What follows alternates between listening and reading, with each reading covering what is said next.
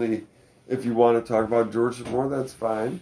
Otherwise, we could always, because we're at about 2 hours right now, which is whatever you want. which is I a. can come back. I was gonna say we would love to continue this conversation with you and in parts over time and stuff, and that way it's a good chronicle also. Yeah, well, For honestly, I kind of left the whole thing at the beginning because I was talking about my Mitsubishi Mirage. I was talking about being out, and we talked about the first day, but then we didn't go back to whenever George moved back. And Jesse, you had your burgundy Volvo station wagon. So I mean, again, this was the 80s. It wasn't hard to know whose car was what and to always be watching for it. So I was watching for that burgundy Volvo station wagon and I saw it one day, and sure enough, all of you were in it. I followed you all the way across Wilson, all the way to the studio. I don't know. I think that time George was upset that I found him so fast. I think he was going to give it a little bit of time. Oh, really? You found us, huh? Yeah. Yeah, I was just, yeah. The timeline. There was so much going on that I couldn't even keep track of what was occurring at that point. Yeah. You guys came and got me the day that we went out to Aurora, but I actually stumbled on you guys whenever, on a Saturday afternoon, and it was just from then on out, I mean, I would say the first 2 weeks I was kind of being shy and trying not to totally bust in, but once you guys said it was cool, it was every day. I mean, I had a good job then. I was working at Camelot Music. I was even a shift manager. I was doing really well. I mean, even that was part of the dialogue, because after I moved in, you were like, "What's up, dude? When you moved in, you had a job."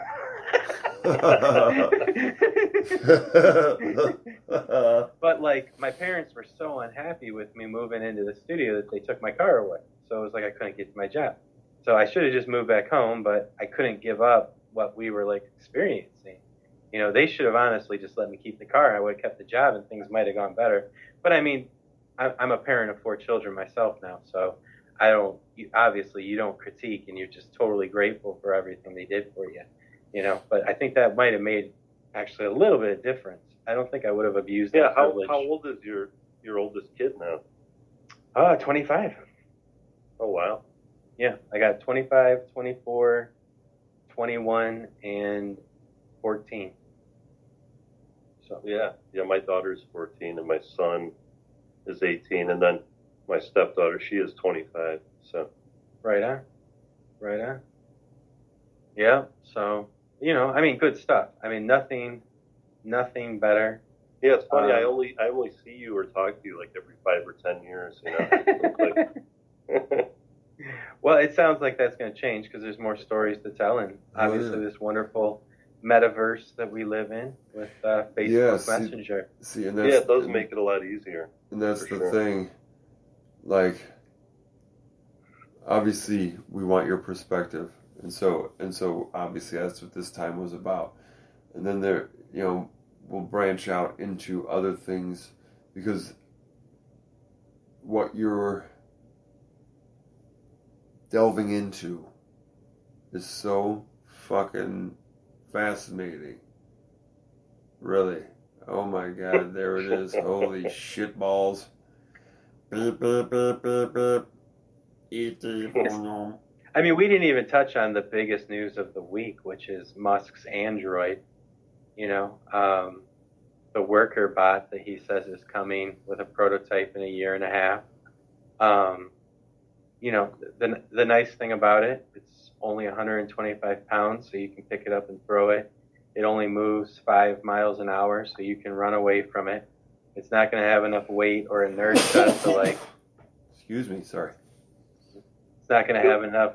Yeah, it's not going to have enough weight or inertia to hurt us initially. So, I mean, that's exciting. Everything is accelerated. I'm excited, and so I love to talk about those kind of things too. Is that a a Disney sword behind you. What is that? That is a sword that a brother gave me whenever he left the DeKalb area. He actually made that himself. But yeah, I got lots of Disney stuff around. Very big in Disney. That's where I live. I actually live in the Orlando area, and I am a Disney AP and Universal Orlando annual pass holder. Um, it, you know, definitely started going to Disney World because of my young children. We went in 2011 as a family together for the first time. But I'll tell you that the beautiful thing about Disney is that and I don't take advantage of alcohol at all in the environment. But it is a 24-hour party with rides and music and dancing and food and people and fashion and everything. I mean, 24/7, it is a party. And when you go, nobody says, oh my goodness, those parents are evil for partying. It's a beautiful, fun, recreational. It's always changing. They're always building and growing. It's just an awesome place to be. I believe that was Walt Disney's vision. It's easy to see it just as a tourist destination. Yeah, just a tourist destination that sucks your money away because people experience it once in their life. We experience it as a lifestyle, and Walt's dream came true in spades. I mean, and is continuing to grow internationally. The recreation, if you do it correctly, if you do it intelligently, it doesn't bankrupt you. And living down here helps with that a lot because, I mean, the AP program is very nice. They debate whether or not it's valuable to them. I know that it is because the optics are great. It can't all just be resort people. It has to be locals, and we definitely support the ongoing seasons and food and everything down here. But yeah, Florida's real, and Florida's a different kind of place. I mean, it was a prison state where they sent their prisoners in the early colonies. It was a pirate state 150 years ago. It was Tampa Bay and all. It's because it's shaped like a flaccid penis. It is. It is. I mean, it would be nice to kind of tilt it up and have a little bit more strength. A little Viagra. Yeah, but it's but for sure, and it's a privilege to to live in a state of such strength and placidity. But yeah, it's very recreational and awesome. But no, it did. It started out as a pirate state. I mean, it's so young down here. A lot of cities here haven't even experienced their centennial. They haven't even experienced the 100th birthday. Native wars were being fought here just 110 years ago. There's treaties that aren't 100 years old.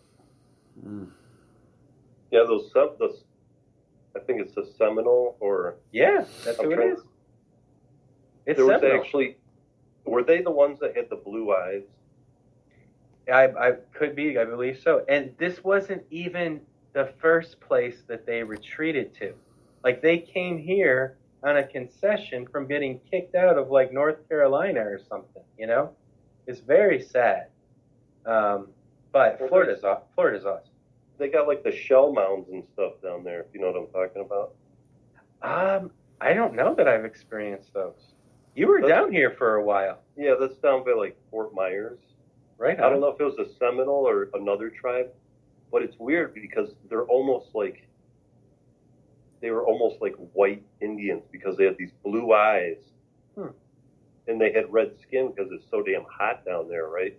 And but they were actually fierce warriors, and they fought off people for a long time. I mean, it was hard for people to settle down there because they would just kill them. I mean, they're fucking these fierce blue-eyed natives, man. It was pretty crazy. I never realized it. So I don't know if they're from Nordic tribes originally or what the story is. But listen, yeah, we learned that most Native American tribes descend from genetics that are primarily Asian in origin. Right. So That's true. Like even the Bering Strait and the ship crossers, for sure. So, hi-ya. Yeah. So awesome. Yeah. So yeah, all those topics on the table. Certainly glad to participate and appreciate the invitation. Of course. I know it's a long time coming, and a lot more to say about George. I mean, there was a lot of time that passed. I mean, we got the Gilberti Coffee House in St. Charles with the poetry readings. They had great poetry jams there that we participated in all the time. You got the acoustic jams in downtown Batavia whenever they open up that one coffee house right across from the new parking garage. God, you know, someone's got a video of that. And we couldn't get access to it to save our lives. They shot us down. We asked them for copies of it, and because we that was someone's dad that actually went to our school. It's someone we knew, their dad. Okay, so you're talking about Craig Fultos' friend, who was an alderman, I think, at the time. Yeah. And maybe they wouldn't give you the video because they were in it. I don't know. Could be, it's so bizarre. Weird. But they were the ones who invited us to be there. Yeah. Everybody was real proud of you. Everybody wanted you guys to do really well. Yeah, it was cool. It was a good time, man. It was I guess the thing that probably got in the way was all the partying, too much party. Yeah, I think you went out of town, and obviously New Year's Eve is its own subject in Damn You Productions, catalyst, which I'm sure you guys have already shared. That was part of it. I think it just got out of control. The origin of Damn You Productions, yes, the very night. But it was also whenever, and Mike Valenzuela is deceased now, but when they tried to send him over as a narc to the studio, and Chris Martin beat the shit pummeled his ass. Oh yeah. Oh yeah. That was just before we moved. Just before I moved to Washington. It was just before that. Yes. That's what I'm saying. It was so hot. Thank God it stopped.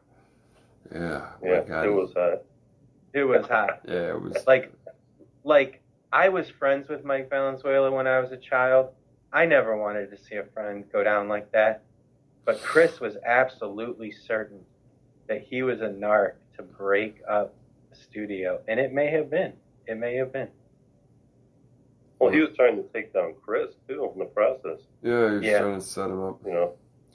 Yeah, and I do understand, but because they were close friends, I guess, Yeah. Yeah, well, that's the thing, the betrayal. Betrayed. He fucking ragdolled Mike's ass in the parking lot that night. Fucking. It wasn't a toe-to-toe and a scuffle and a fight, man. It was just Chris just reeling back, roundhousing, full fist, just crack across, and he dropped like a bag of shit. It was off-putting to watch.